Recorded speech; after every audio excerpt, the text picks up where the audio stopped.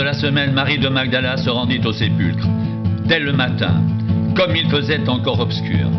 Et elle vit que la pierre était ôtée du sépulcre. Elle courut vers Simon-Pierre et vers l'autre disciple que Jésus aimait et leur dit « Ils ont enlevé du sépulcre le Seigneur et nous ne savons où ils l'ont mis. » Pierre et l'autre disciple sortirent et allèrent au sépulcre. Ils couraient tous deux ensemble. Mais l'autre disciple courut plus vite que Pierre et arriva le premier au sépulcre. S'étant baissé, il vit les bandes qui étaient à terre, cependant il n'entra pas. Simon-Pierre, qui le suivait, arriva et entra dans le sépulcre. Il vit les bandes qui étaient à terre et le linge qu'on avait mis sur la tête de Jésus, non pas avec les bandes, mais plié dans un lieu à part. Alors l'autre disciple qui était arrivé le premier au sépulcre entra aussi. Et il vit, et il crut, car il ne comprenait pas encore que selon l'Écriture, Jésus devait ressusciter des morts. Et les disciples s'en retournèrent chez eux. Cependant, Marie se tenait dehors près du sépulcre et pleurait. Comme elle pleurait, elle se baissa pour regarder dans le sépulcre. Et elle vit deux anges vêtus de blanc, assis à la place où avait été couché le corps de Jésus. L'un à la tête, l'autre aux pieds. Ils lui dirent « Femme, pourquoi pleures-tu » Elle leur répondit « Parce qu'ils ont enlevé mon Seigneur et je ne sais où ils l'ont mis. » En disant cela, elle se retourna et elle vit Jésus debout, mais elle ne savait pas que c'était Jésus. Jésus lui dit « Femme, pourquoi pleures-tu? Qui cherches-tu » Elle, pensant que c'était le jardinier, lui dit « Seigneur, si c'est toi qui l'as emporté, dis-moi où tu l'as mis et je le prendrai. » Jésus lui dit « Marie !» Elle se retourna et lui dit en hébreu « Rabouni !»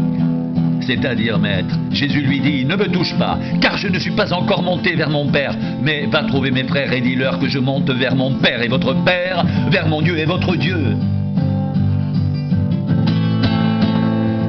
Marie de Magdala alla annoncer aux disciples qu'elle avait vu le Seigneur et qu'il lui avait dit ces choses. Le soir de ce jour, qui était le premier de la semaine, les portes du lieu où se trouvaient les disciples étant fermées à cause de la crainte qu'ils avaient des Juifs, Jésus vint, se présenta au milieu d'eux et leur dit « La paix soit avec vous !» Et quand il eut dit cela, il leur montra ses mains et son côté. Les disciples furent dans la joie en voyant le Seigneur.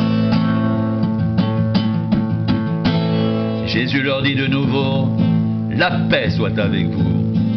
Comme le Père m'a envoyé, moi aussi je vous envoie. » Après ces paroles, il souffla sur eux et leur dit, « Recevez le Saint-Esprit. Ceux à qui vous pardonnerez les péchés, leur seront pardonnés. Et ceux à qui vous les retiendrez, leur seront retenus. »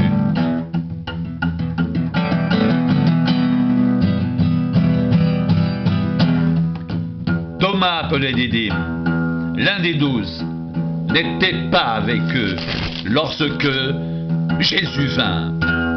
Et les autres disciples lui dirent, « Nous avons vu le Seigneur. » Mais il leur dit, « Si je ne vois dans ses mains la marque des clous, et si je ne mets mon doigt dans la marque des clous, et si je ne mets ma main dans son côté, je ne croirai point. »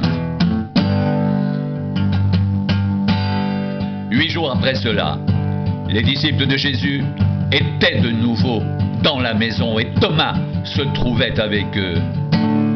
Jésus vint, les portes étant fermées, se présenta au milieu d'eux et dit « La paix soit avec vous. » Puis il dit à Thomas « Avance ici ton doigt et regarde mes mains. Avance aussi ta main et mets-la dans mon côté. Et ne sois pas incrédule, mais crois. »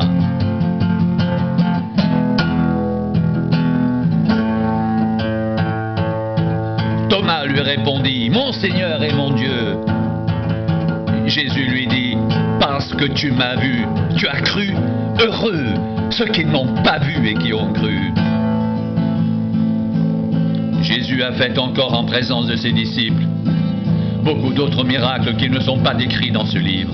Mais ces choses ont été écrites afin que vous croyiez que Jésus est le Christ, le Fils de Dieu, et qu'en croyant, vous ayez la vie en son nom. Après cela, Jésus se montra encore aux disciples sur les bords de la mer de Tibériade, et voici de quelle manière il se montra. Simon-Pierre, Thomas appelé Didyme, Nathanaël de Cana en Galilée, les fils de Zébédée et deux autres disciples de Jésus étaient ensemble. Simon-Pierre leur dit, « Je vais pêcher. » Ils lui dirent, « Nous allons aussi avec toi. » Ils sortirent et montèrent dans une barque, et cette nuit-là, ils ne prirent rien.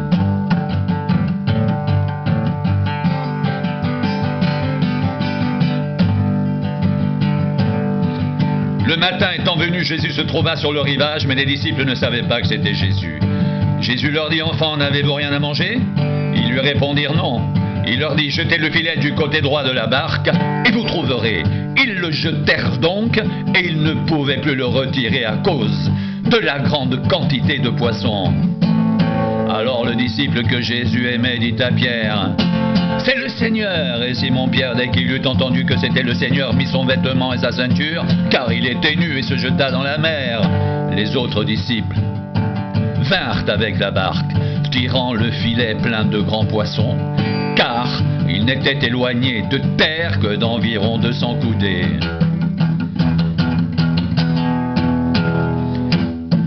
Lorsqu'ils furent descendus à terre, ils virent là des charbons allumés, du poisson dessus et du pain.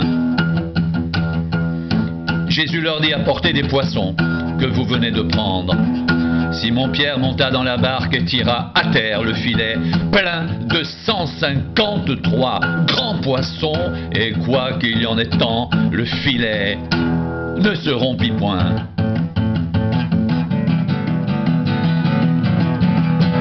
Jésus leur dit, « Venez, mangez. » Et aucun des disciples n'osait lui demander, « Qui es-tu ?» sachant que c'était le Seigneur. Jésus s'approcha, prit le pain et leur en donna. Il fit de même du poisson.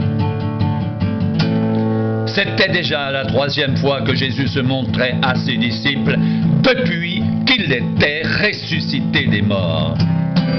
Après qu'ils eurent mangé, Jésus dit à Simon-Pierre, « Simon, fils de Jonas, m'aimes-tu plus que ne m'aime ceci ?»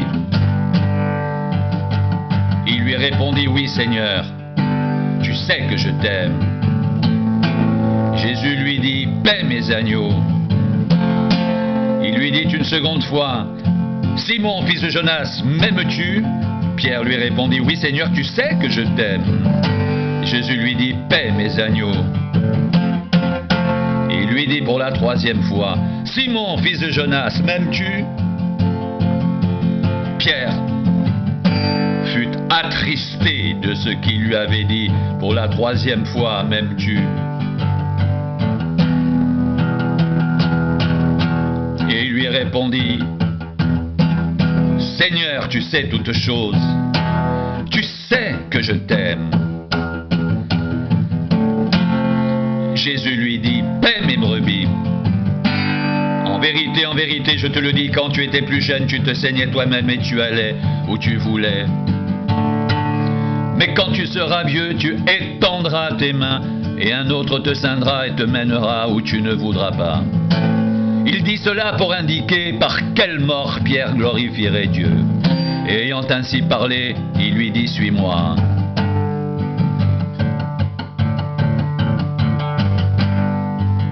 Pierre s'étant retourné vit venir après eux le disciple que Jésus aimait, celui qui, pendant le souper, s'était penché sur la poitrine de Jésus et avait dit, « Seigneur, qui est celui qui te livre ?»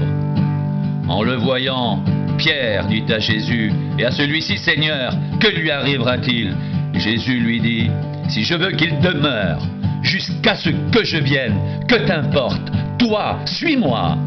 Là-dessus, le bruit courut parmi les frères que ce disciple ne mourrait point.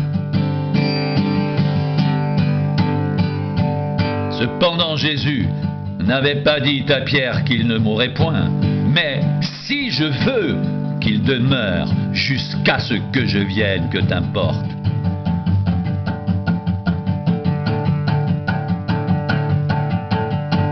C'est ce disciple qui rend témoignage de ces choses et qui les a écrites. Et nous savons que son témoignage est vrai. Jésus a fait encore beaucoup d'autres choses. Si on les écrivait en détail, je ne pense pas que le monde même pourrait contenir les livres qu'on écrirait.